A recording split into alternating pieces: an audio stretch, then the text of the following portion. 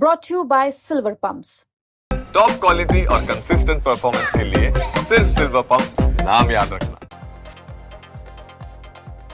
बिहार की राजनीति में भोजपुर जिले की संदेश विधानसभा सीट एक विशेष पहचान रखती है।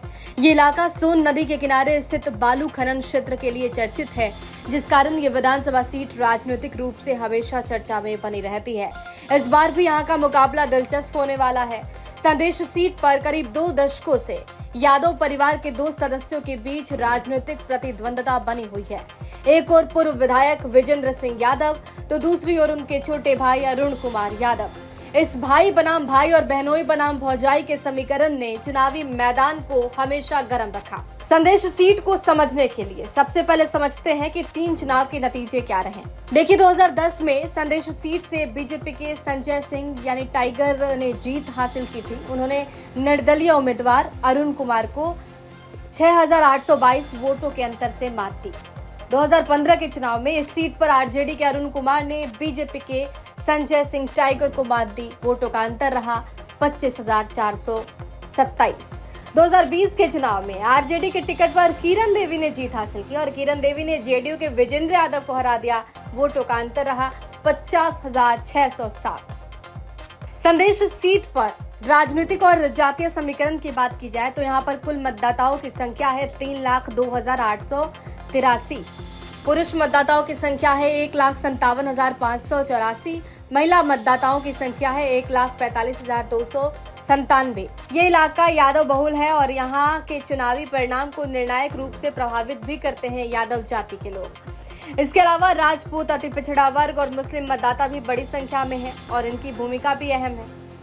1957 में इस सीट पर पहली बार चुनाव हुए, तब से लेकर अब तक कांग्रेस, सोशलिस्ट पार्टी, जनसंघ, जनता दल, वाम दल और आरजेडी जैसे कई दलों का यहाँ कब्जा रहा। बीते 3 चुनाव में 2 बार आरजेडी और 1 बार भाजपा ने यहाँ पर जीत हासिल की।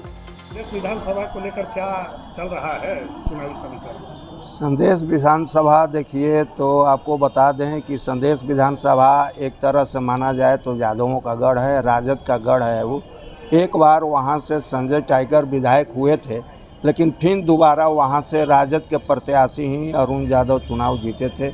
अभी भी उनकी पत्नी संदेश विधानसभा से विधायक हैं आरजेडी से, और यादव बहुमूल्य क्षेत्र है, वहाँ राजपूतों का भी संख्या है, लेकिन सबसे ज़्यादा वहाँ निर्णायक जो वोट होता है यादव समाज से ही होता है। यादव की संख्या ज़्यादा है और प्लस पॉइंट ये कहा जाए कि वहाँ के सभी यादव आरजेडी के प्रति एक तरह से वचनबद्ध हैं और वहाँ जो अरुण यादव का जो परिवार है वो राजद का कहिए तो एक तरह से वर्चस्व है और ख़ास माने जाते हैं। अरुण यादव राजद के में से लालू परिवार के बहुत नज़दीकी माने जाते हैं, इसलिए वहाँ का जो वोट है, वहाँ का जो चुनाव होगा लास्ट तक आरजेडी के खेमा में ही अभी के हिसाब से लग रहा है कि पुनः वहाँ आरजेडी के ही विधायक वहाँ से चुने जाएंगे और संदेश का सीट आरजेडी के खाते में ही जाएगा।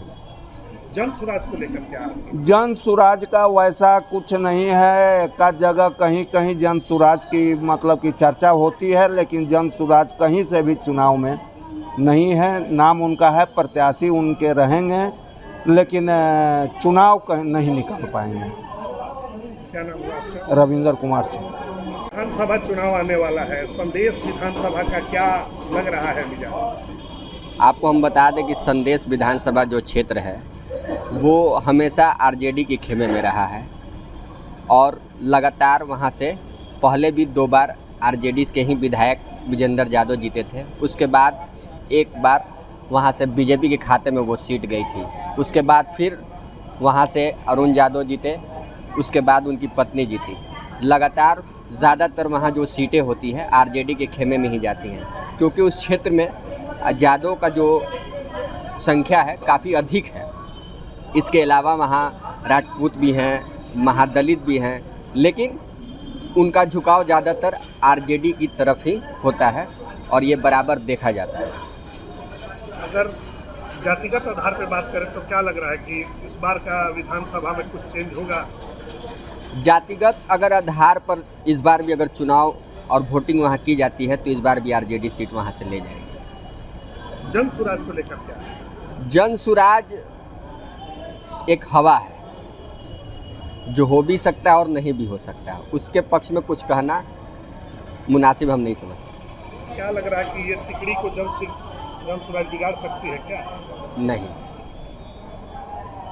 क्या नाम हुआ आपका? मोहम्मद वसी। भोजपुर की संदेश विधानसभा सीट, जहां बालू घाट की गर्मी से ज्यादा तपिश सियासी गलियारों में है। एक तरफ आरजेडी की पारंपरिक पकड़, दूसरी ओर परिवार के भीतर सियासी घमासान।